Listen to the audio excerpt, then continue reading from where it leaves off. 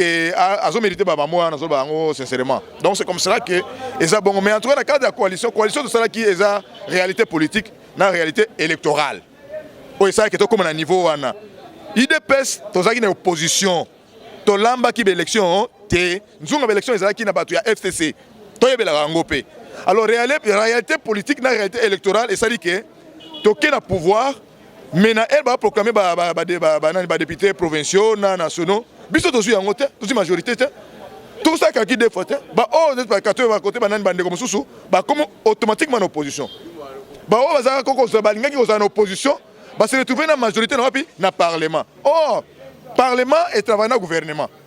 Vous avez dit ok. À partir de là, automatiquement, il faut que dans le cadre de la constitution, il faut que dans le cadre du gouvernement, le gouvernement a une coalition parce que la majorité est habituée. Et tout ça, un régime, tout un régime semi-présidentiel. Il faut que ça soit un Sikawana. Ceux qui ont un mouquet, qui ont un pays. Koyo kapé mususu hein ko pe bakela si wana talaga excusez o bakisa moi mayele surtout o batali droit na philosophie o komona ke o komata moi mukie hein ba débat o ya CC wana batela c'est wana moyen exact o to vivre lelo eza réalité électorale na politique et ça na makaka bongo partout IDPS aponi bango te ke bazalo lendo bazaki toko FCC hein nani basali mabe na Congo. Mais ma béwana to tiango na pemeni to ke na réalité électorale et ça si yango wana bino bon ba kina bango dia makolese bukanaki bu pesi bango ba beki ba sous souffle parce que c'était presque à la fin déjà et muto aluma ka beki aza jaloux muto aluma ka beki to pesi bango souffle aza to benga bango aza na complexe de Caïn aza na politique té vous mona ngana zo ba ke réalité politique na réalité électorale eza ile comme susu. Kabossé Boulembi en live chez Hugues La Coiffe Icoté le vendredi 21 juin 2019 de 17h à 2h du matin au 174 avenue Aristide Briand 93 320 les pavillons sous bois. Kabossé Boulembi dans le répertoire des big stars et des maisons mères. La fête de la musique chez Hugues La Coiffe Icoté.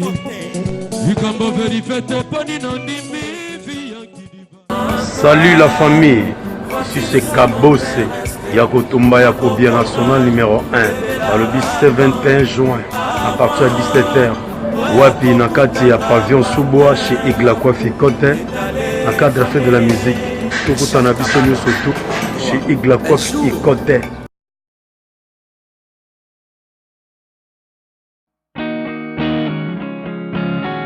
Bien-aimés dans le Seigneur, nous vous saluons au nom du Seigneur Jésus-Christ. Nous voulons vous annoncer la convention annuelle au Colorado, à Denver. Notre convention à Messie Ministry Colorado. Et je vais vous présenter le premier orateur, qui est le révérend Roland Dallot, que vous connaissez bien de Philadelphie. Il va se présenter pour vous dire le programme, comment il sera sur place pour cette convention. Que Dieu vous bénisse. Merci beaucoup. L'apôtre Mbo, c'est un ami, un confrère, un ami de longue date. Et nous nous sommes perdus de vue, mais Dieu a permis qu'on puisse se retrouver. Et tel qu'il a dit, nous voulons vraiment prendre rendez-vous pour cette grande convention, et cette action nouvelle dimension dans la parole à Denver, Colorado. Je rappelle les dates qu'il a prononcées, que Dieu a placé dans son cœur et pour lesquelles j'ai eu aussi à prier. Je pense que c'est un thème qui va répondre à nos besoins, la restauration, mais à tous égards. Une restauration qui touche différents aspects. Et nous prenons rendez-vous. Vous êtes de Denver, vous êtes des villes environnantes. Prenez rendez-vous avec nous pour cette période. Souvenez-vous, en 2019, Denver, Colorado, Messie, qui est l'église, est dirigée par l'apôtre Mbo. Que Dieu vous bénisse.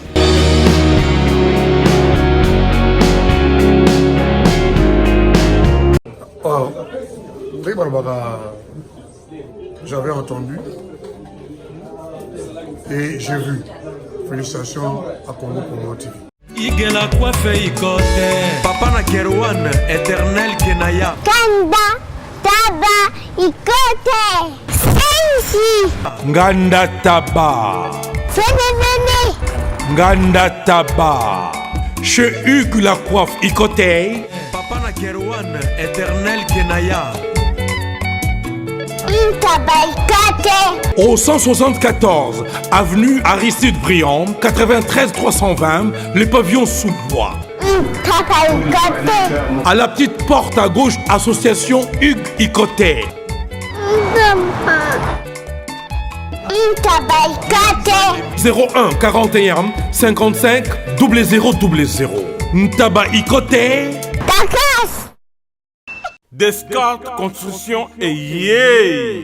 Fini l'inquiétude pour la réalisation de vos constructions de rêves en RDC au prix imbattable. Grâce à votre entreprise installée en RDC uniquement pour vous, spécialisée en construction, réfection, bâtiments, immeubles, vente de terrains, travaux publics, avec les ingénieurs architectes qualifiés au prix incroyable. Descartes Construction est aussi spécialisée en luminosité des bâtiments et éclairage public. Installation des systèmes d'alerte, intrusion pour des maisons et véhicules et tous d'autres services.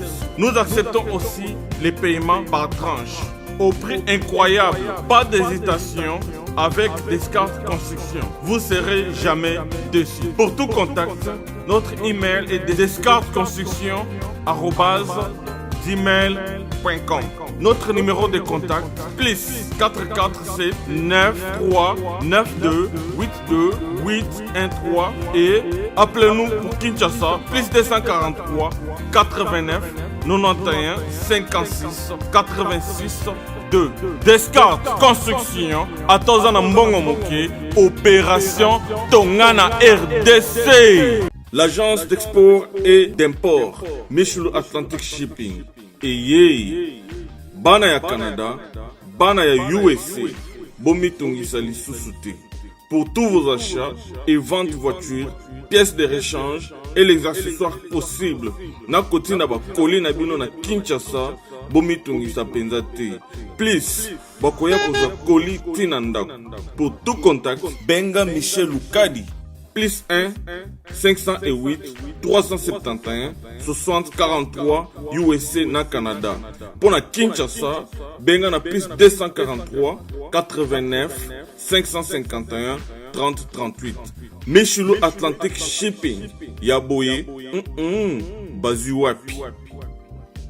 Raph Ngindou, félicitations pour la promotion, c'est la rapport d'artiste. Que Dieu te bénisse.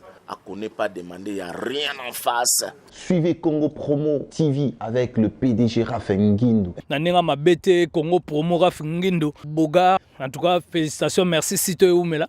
Raph Ngindou, le présentateur la force créative Congo Promo. Congo Boroto, ça la force militaire na Congo Promo. Et faites comme moi, allez voir Congo Promo, tv5.com. Donc au nom de Jésus-Christ, nous bénissons le Congo Promo. Avec Raph Ngindou, Congo Promo ne tombera jamais. Bigolo Congo Promo nde. Ouais, Balobi Raph Ngindou. Congo Promo toujours, grande puissance. Come on. Congo Promo qui torcos net in a film. Congo Promo babunda nanango. Raph Ngindou. Congo Promo. What a plus, what a des boss. Mesdames et messieurs, bonjour. Merci de rester branchés toujours dans cette émission Excellence. On a Congo Promo. Donc émission Nabino Bolingara Mingi Excellence. Autour la Rabino vraiment information à la source, information où il joue juste. Parce que bino tout besoin dans la diaspora, bino tout besoin Libana, boyebi mambolera qui lobby dans l'Assemblée nationale, boyebi actualité nini, ils ont vraiment dominé ces derniers temps. Nambo on a biso qui est la République démocratique du Congo. Donc quant à nous, pour informer, pour donner vraiment des informations justes, nous cherchons des gens, des politiciens qui le font. Bateau badana explication on peut Sabino, Sabino. Donc on est ici dans la commune de Limité avec Maître Mao, donc avec Maître El Mao, Boyebi qui est aussi ma émission est belé naïe. Tout ça qui tant papa Tshisekedi il y a Koufa qui joue au corps et qui te réalise qui émission tant ma Argentine Ngobila et ça là qui va tomboki tu réaliser qu'il y a une émission les lois encore tu invité encore on a plateau Nabiso il y a excellence poto sola sunaye donc restez vraiment branchés dans cette émission et je dis merci à Raes Kangi à la réalisation de cette émission et je dis merci aussi à lui donc l'ingénieur Raph Ngindou, le coach, le boss de Congo Promo TV. Je pense directement à mon oncle. Lui c'est Pablo Kayembe. Pablo Kayembe, il y a Madame Léontine Moussomba. Donc quand la mingi était à Madame Léontine Naratabakino. Donc bonne guérison aussi à Jenny Mangaya. Donc bonne guérison à toi, à toute la famille Mangaya. Maître Lévin, bonjour d'abord. merci. Et voilà, tout ça m'a mobilisé au sol. Là, il y a beaucoup sur les canaux qui sont biso ces derniers temps. Oui, bon. Biso de l'obéi est normal, tout ça la politique, hein, politique est calcul. Hein, bah ça là ngo ndenge wanate, wanzete, il y a calcul. IDPS n'a pas combattant là, bah ça calcul na bango, c'est pas combattant. Et au moment où pas combattant, bah ça ba grand politicien. Muta ko sauter. IDPS to yebi ninyo yo politique et analyse politique. Et aux hommes que na oyo réaction ya ndenge pas peuple lobby, hein, oyo les gars pas du peuple, et ça normal pour na IDPS. Ndenge to yebi politique, to yebi ndenge parlement tambolaka. Député wana alobaki malamu te. To yebi ndenge nini mibeko mboka esengi neti constitution quoi. Député wana asalaki mabe. Alobaki mabe. Yango wana bataille IDPS basika ki po atoucha ki institution, chef de l'État, hein, président de la République. Il a touché la personne du chef de l'État, comment il a agi inconsciemment, et dire Mamba Bongo à propos à Bongo, et vous avez réagi bon, pour tout le côté pensan a bien à mouton à propos il faut aller niveau na instruction. Au moment c'est quoi hein? Surtout quel niveau d'instruction qui a reflété pensan à propos na moko. N'état na niveau na agobimisa wana na ignorance wana ya zanango. A éviter que chef de l'État à cause de la makamute na inconscience. Inconscience c'est sous par exemple la drogue. Sous les effets de la drogue, sous les effets de l'alcool, hein, aux loba, mais en tout cas, ba propos na wana ezaki malamu te. Akoko lo bandenge wana te po aza éduqué te. Politiquement même moralement aza nangote. Je ne sais pas de quelle religion azali. Mais na obake vraiment il mérite que à soit conséquence yo penza ikokani po na ye na ko toucher personnalité à chef de l'État. Po ba komi ko sala maseki. Ozomona ba sala maseki eza pas omoni soko komi honorable. Il faut mériter yango. Ozomona ko sala penza honorable ya solo. Et le peuple a honoré. Tu vois ça non? Mais si vous bango ba OK na parlement, kaka boye ndenge ba kota ki soki ndenge nini bon, to yebite un po azamuta FCC. Est-ce que azala ki beza élu na peuple batina ki to yebite. Yango na ba propos na zomona ndenge zo bimabima.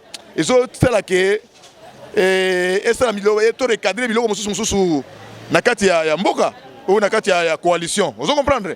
Soki ezali ya solo ki aza membre ya coalition. Soki ezali ya solo ki aza FCC.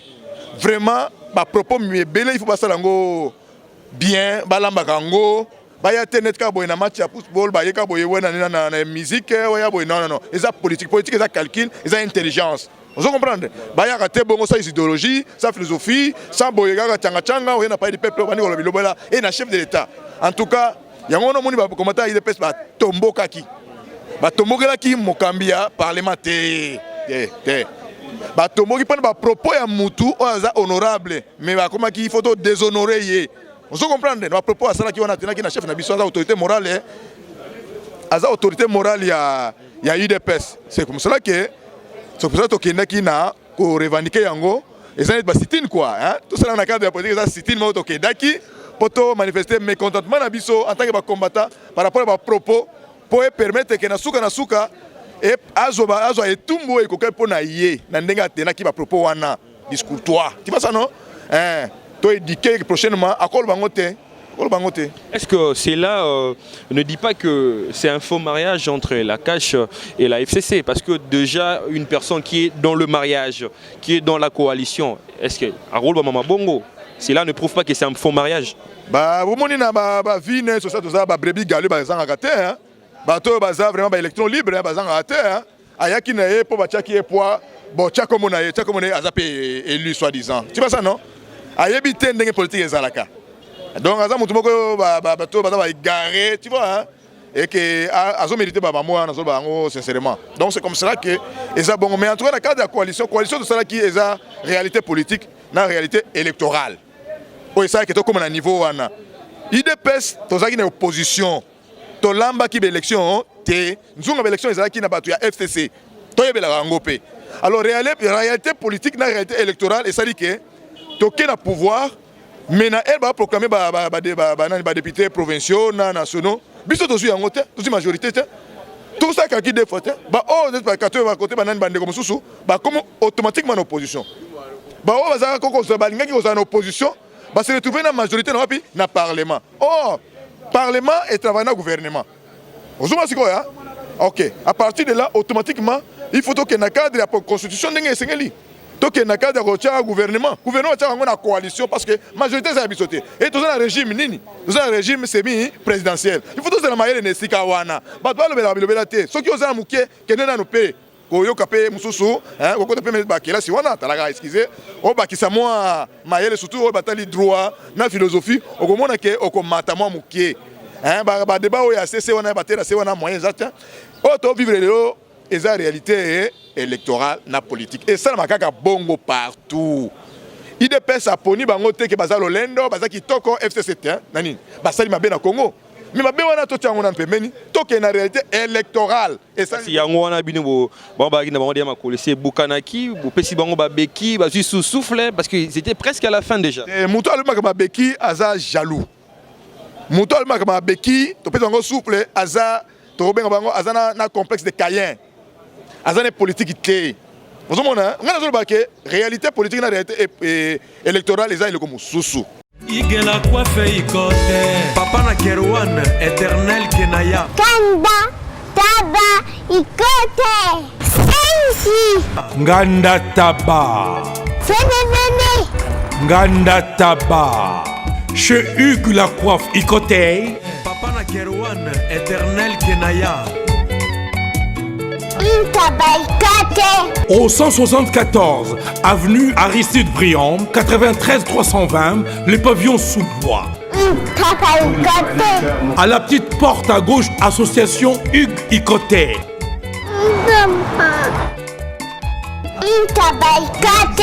01 41 55 0000. Ntaba Ikoté. Descartes Construction et yeah!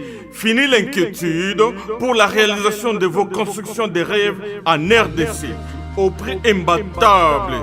Grâce à votre entreprise installée en RDC uniquement pour vous, spécialisée en construction, réfection, bâtiments, immeubles, vente de terrains, travaux publics avec les ingénieurs architectes qualifiés au prix incroyable. L'escart Construction est aussi spécialisée en luminosité des bâtiments et éclairage public. Installation des systèmes d'alerte, intrusion pour des maisons et véhicules et tout d'autres services. Nous acceptons aussi les paiements par tranche au prix incroyable. Pas d'hésitation avec Descartes Construction. Vous ne serez jamais déçus. Pour tout contact, notre email est descartesconstruction@gmail.com. Notre numéro de contact plus 447 93 92 82 813 et appelez-nous pour Kinshasa plus 243 89 91 56 86 2.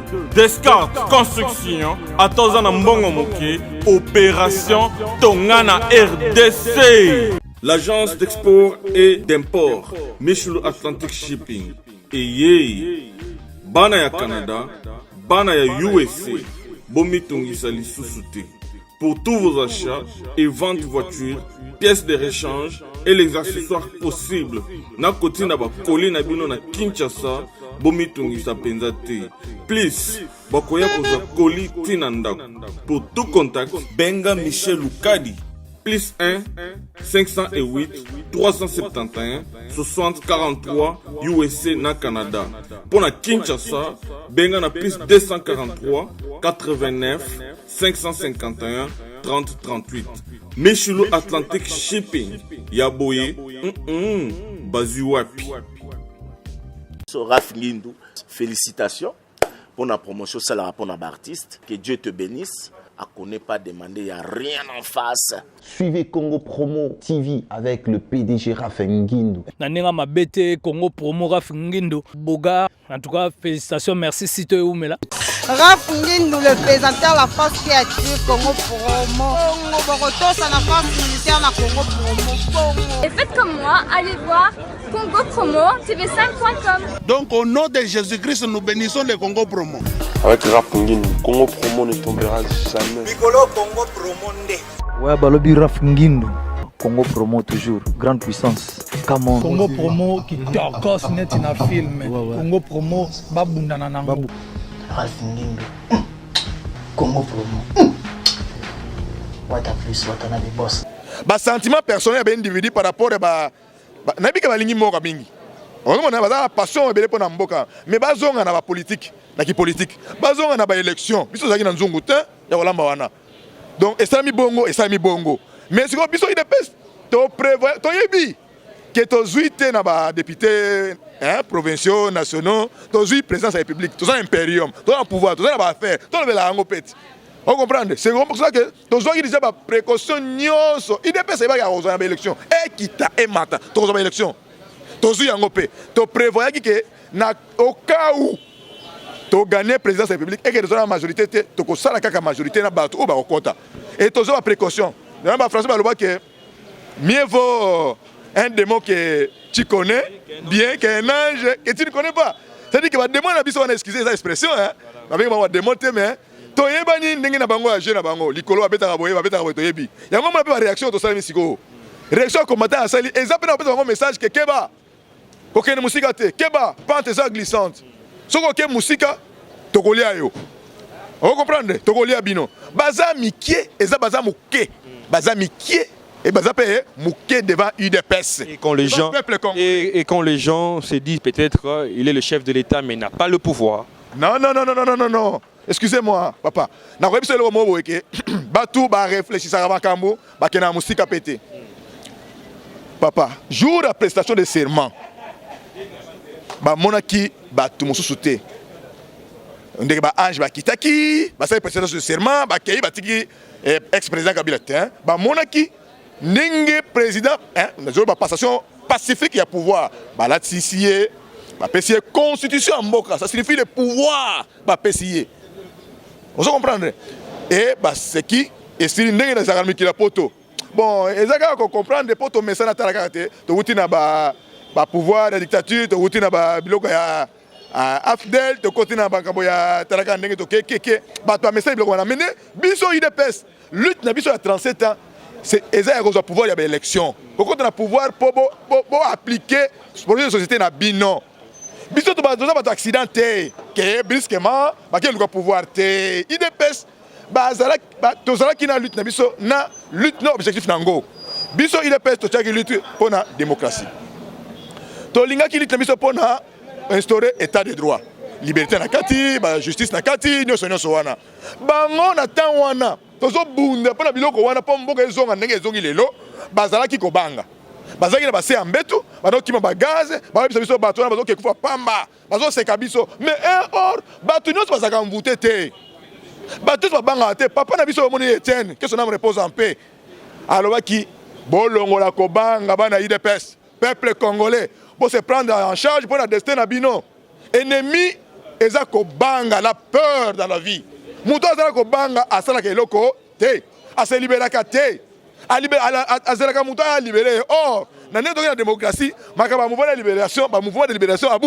pia donc muto azoya ke oh nga mouvement de libération tel na RDCT makaba on est dans la révolu oh mona ba mouvement de libération na biso te pour la démocratie na élection ba changer ba comment partir na bango wana kotima musika pour la biso bango ke non biso to za besoin ba mouvement de libération sous te pour biso ba problème na mboka Afdel la libération tel biso lingi démocratie yango na mikono yo wana profiter nango na oloba ke président protocolaire o avandi boye aza président tété papa bo revete ba congolais ba revete ba congolais ba zui pouvoir na bango o ba to na biso bangunia na Congo ba simbaki ba zwaki na bengi bango banguna po ba servaki peuple congolais te lelo yo mwana mboka opposition aza na pouvoir. Ce que moni mutu oyo azaki na opposition azolo balolenge wana c'est que aza mutu moko aza solo te c'est que aza mutu moko aza revenant parce que un revenant a régir ndenge wana akosala makambo ndenge wana aza na motema te aza na makila te un revenant c'est quelqu'un qui est contre les vivants contre ba initiative ba vivants contre et na kokene musika pe un revenant aza mutu moko mingi na ba caractéristique na bango aza na complexe de Caïn.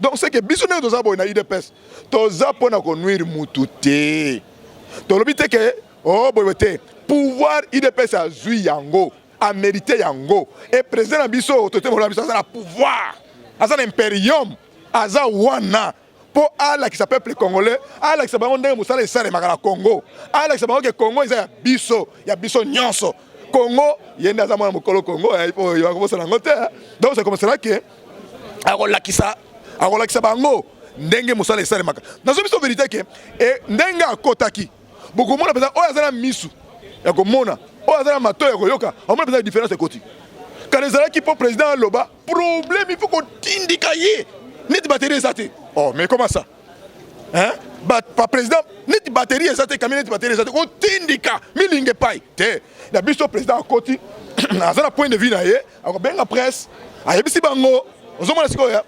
akotanga à comprendre pe asali makambo wana ça montre déjà et monisi moi différence un changement écoute donc batbal balo pas payer makambo wana non et ça faux asa président de la république yende azo signer ba ordonnance yende azo kamba mboka yende azo sala mise en place makambo ebele yende président oyo azana pouvoir. Et dans sa vision le président Félix Tshisekedi par rapport à la vision naïe, il veut vraiment changer l'homme congolais. Selon lui, l'homme congolais a été vraiment détruit. Azana souvenir Yamabe, lui, il veut vraiment changer l'homme congolais. Est-ce que c'est vraiment réalisable en faisant la coalition, en faisant le mariage avec le FCC? Moi, FCC va emboîter toujours vision chef de l'État ou bien comment vous réfléchissez dans tout ça? Kobangate pour na IDPS. IDPS a parti au pouvoir. Kobangate pour le président Félix. Le président Félix est dans un Mwinda ya Congo. Mwinda soki epeli likola mesa molili azana place te. Na biso vérité. Ndenge aza wana. Ndenge balobana français que les poissons pourris par la tête ou sa tête non. Mais biso sikoyo mutu wana ekotika la kobeba te. Ekotika la kobeba te. Akolakisaka la lumière. Et la FCC bako changer. Bako la délivrer. Bako zo onction. Bako ti na vision na ye. Ye za na vision. Bango ba yaki sans vision. Oyebi ne bako takiti.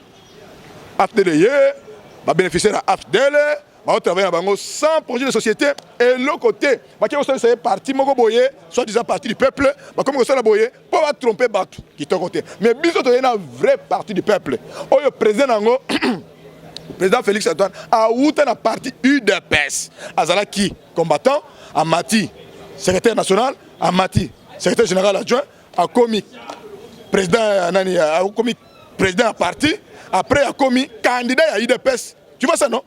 Na ba congrès après community a gagné l'élection. Donc biso dans la logique, ne va avoir pouvoir. Ne pas comme dans statut objectif ya parti politique. Tu vois ça non? To atteindre yango. Et puis a qui m'a beaucoup pambaté. Ake na combo ya parti politique ake na projet de société ya parti politique on a 37 ans to bongisa projet de société to ça bango ba yaki 100 projets de société ba yina bango ka bongo ki ba ke ba koti on va ni ko tala makambo ndenge sala mandé to moni déjà qui pour projet de société et ça l'a quitté mais UDPS et yé à koti na projet de société na ba programme na ba excusez-moi n'a pas projet de loi en faveur de la population de le peuple d'abord. Et ça ebele papa tika tozui. Na lumière na ye au moins to kamamboka on dirait papa azawana. N'a pas remarqué que président Biazo kamamboka on dirait papa azawana. A haute de guider azo ebisa makambo azo talaga livre azo kende. Kaleza ki bongo te. Vous comprenez? Donc makambo ezali na nzela. Tout le monde attend que papa akeite papa azali na kati na ye. Pour ma camazo, ça est kokani exactement na papa Azali. Papa Azali na katinaye, baza moko Azali. Donc c'est pour cela que Togolbake, bana Congo ba tia confiance na bango na 30 na le 30 décembre. Confiance wana ekozonga kaka. Et tocha eliki na biso na Nzambe abatela mokonza mboka. Oui, abatela mokonza mboka et n'a pas manœuvre on a tout parce qu'il y a deux manœuvres il faut vraiment le dire entre la coalition. C'est pour cela peut-être la Mouka a lancé peut-être mais un chef de l'État qui est Félix Tshisekedi pour qu'il y ait une nouvelle dialogue morobo et sangisa susu bana ya mboka na habité vision nos hommes na ngondeni te papa wana kuto côté dossier ya mabe dossier ya mabe na lubi bongo pona nini omoni lamuka ozobenga lamuka wana oyebi bango te omonaka bango oyebi bango te soki bazalaka mayele bazalaka makanisi wana avant balingi basala te oyo basalaka na Genève balingi babimisa ndenge mutu eza ya solo ndenge ezalaki te UDPS nde aza na batu nde ye ayebana asala boye na projet société to tya akende ndenge ezalaki baki okosala ba messe noire contre UDPS na président na ye lelo bako badonner les leçons te cause ya conséquence makambo toza nango lelo cause eza bango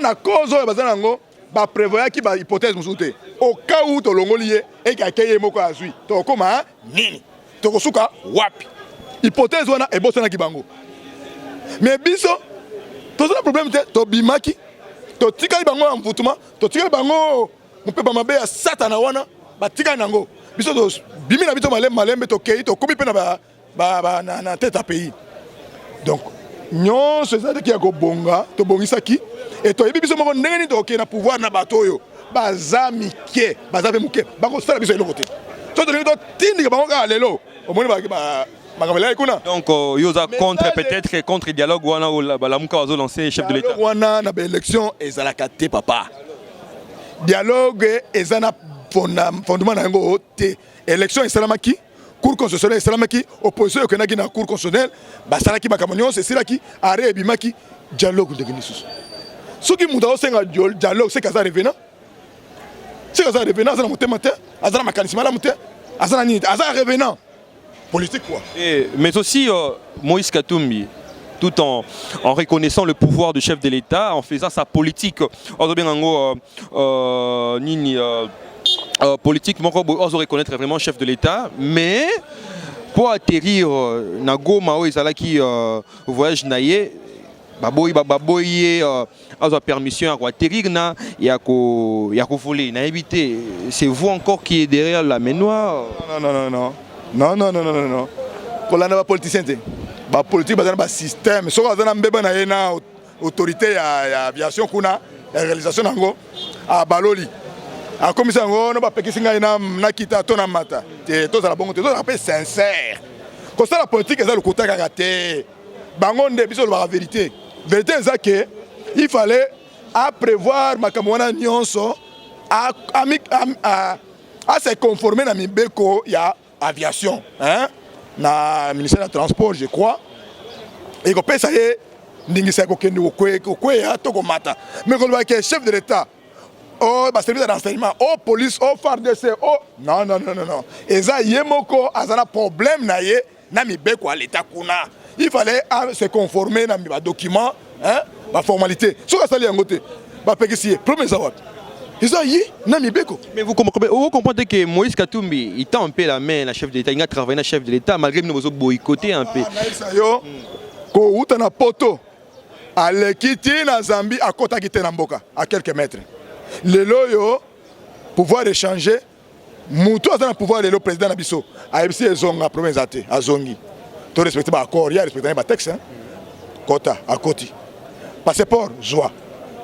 Ndako kene ko vanda na yo ndenge olingi na mboka ko loba na yo démocratie non OK lelo yo apekisele na kati ya mboka ko matana avion kuna pona okene na province non c'est injuste donc ils sont na bisoté makambo seki ezana kana yemoko il faut mitala nanu ni na bongo sakite muto ya utilo musika putu oya après ba pekisele non ko loba na yet oui makambo loba ezama be mais eza démocratie mais ko loba ke bato bazana pouvoir président de la République longola no makanisi peuple congolais kuna biso zata eza yemoko nde problème na mibeko ya mboka esiri mibeko ya mboka ici et puis le retour de Jean-Pierre Bemba prévu pour le 23 juin prochain.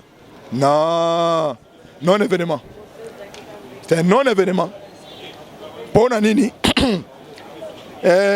Charman ba défection esa na parti na ye et la kisike azami bizali mabe mais wana ezaka na bango na kota te na si mais na loba boyeke ndenga goya aya po pouvoir eza susu ya bato wana te soki pouvoir ezalaki nde balobaka o pouvoir eza te mbele baya te loko baye c'est que pouvoir échangeant et comment ya mutu mosusu il faut reconnaître yango bango ba reconnaître yango et ba reconnaître ko pesa merci na population congolaise ba vota qui président de la République. Pour ça qui met au ordre de lelo yo biso ba to vota qui est to sala ki bango basani ni bazonga. Faut remercier biso. Kozonga na ye eza non événement. Pourquoi? Parce que Congolais a besoin d'un mouvement de libération sous té. Avant de libérer nani, tu côté de l'élection, tu ici, président Askabimi, libération ya nani. Non. Ce que réunion Liboso a changé statut naie, a changé comme parti naie. À cause de Congolais sous té. Donc vous dans la MLC faut changer. Non, on a besoin de conseil, hein, apprendre à laisser. Hein. Mais biso Congo, tous a besoin Congolais, tous a besoin de démocratie. Liberté. Tu vois ça non? Ba vertu wana taraka ya bien wana to kotsirango. Mais muto ya ta moi libération. Ngai, a libéré nga. Naza déjà libéré. Na démocratie élection, na poni mutu na ngai esiri. Oya koya na manduki, kosala mabele ba congolais, libération non ba idéologie wana to sana ko souté. Et ça révolu. To bois yango na kombo ya Jésus Christ. Lui c'est maître Mao, donc papa Mao toi on a parce qu'on est déjà à la fin. Apparemment on a tout dit malgré le sujet de belé biga TV atangu na habité so golobani na bato tout balana yebiso et puis numéro na parce que bato balana rabiso ba rappel na besoin de soutenir babino bolika na kata mission.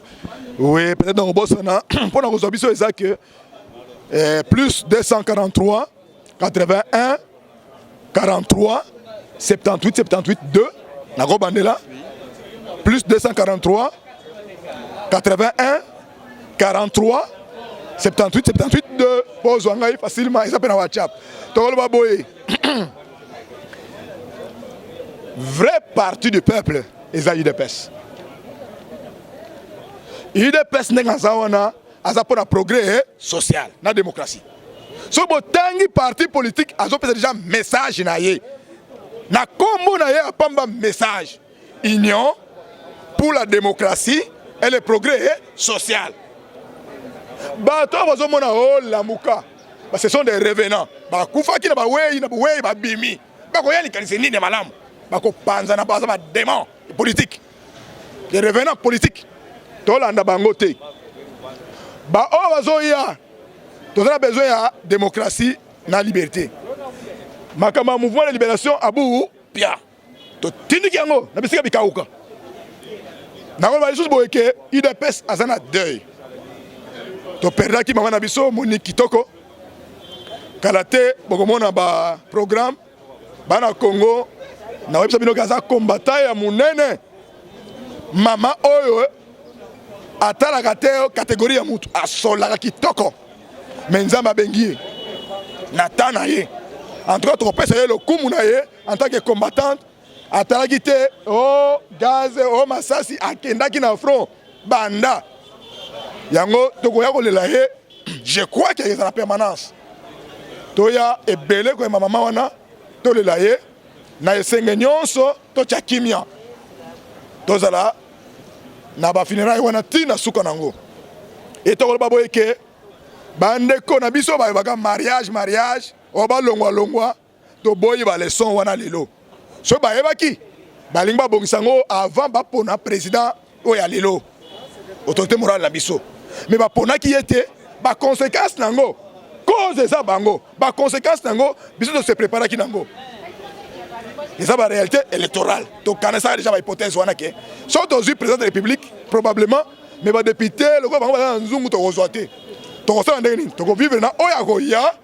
na majorité poto kama mboka biso za imperium et ça est le côté bazo banga pamba to ko bongisa mboka na biso nyonso na ya bango et pe na webisa bango ke président Félix Tshisekedi aza président ya Martin Fayulu ya Charman Bemba aza président ya Moïse Katumbi aza président ya Mozito aza président ya ex-président na Kabila aza président ya Matungulu oyo ako kende libanda ako subire toko siégele na ndaku na ye na parlement pour nini ba kele belango na parlement mais oyo ako sala erreur aya ko tia bato na ru pour que population a sepelate toko siégele ye biso UDPS tozana chance wana toza patrouilleur toyebi politicien nyonso avant na wapi asalaka nini à côté wapi IDPS ba combattant ba ebi to bank sa bango te mais basta comme na bango na busolo ozomona basta na busolo po biso ba combattant IDPS to combattre la mboka na pouvoir même dans l'opposition. Ok, merci. Là, je pense que c'est votre mot de la fin. Je ne sais pas, donc je vous dis merci pour la disponibilité. Retrouvez-moi très prochainement dans cette émission qui est Excellence, toujours dans Congo Promo TV. Donc, au revoir. Sepela TV et yena makambu ya sikali susu. O ba chaîne ya France eza na kati. Ba chaîne ya Congo eza na kati. Ba chaîne ya Londres eza na kati. O ngomona makambu ya politique ya sika. O parti AA eza na kati. O parti BB. O CFAIO eza na kati. Ya Sepela TV. Bouquet comme ya muke boye. O tina poche voyager na ngokeno partout lingi. Na bouquet ya Sepela TV. Sepela TV. Mais ma biso n'engozo mais ma biso wana 4K. Machine ma daka. Sepela TV. Bienvenue dans le monde de Sepela TV.